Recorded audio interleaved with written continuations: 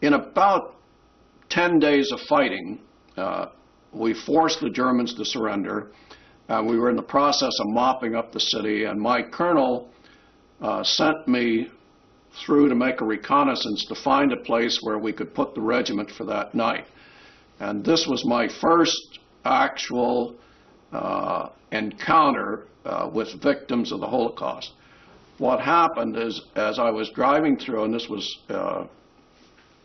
in the afternoon sometime in April of 1945, I noticed a group of people standing that were dressed in these black and white uniforms.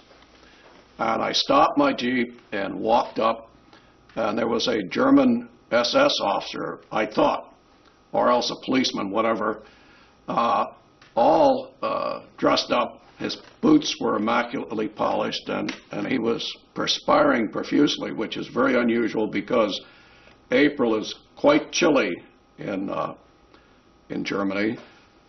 I walked into the building, and when I got in there, the sight that greeted me was my first view of the Holocaust.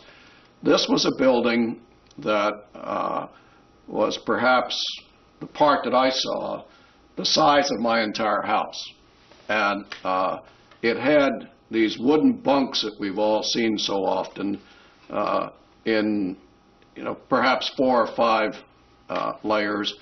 And in these bunks, on the floors, and scattered around the room were people dead, dying, getting ready to die, in a total stupor, some dressed, some undressed, and the stench was just awful. And this is the part of pictures that doesn't come through, because what you encounter in these places is the stench of the dying who are defecating and urinating on themselves. In addition to that, you're running into the stench of people who have already died and begun to decay.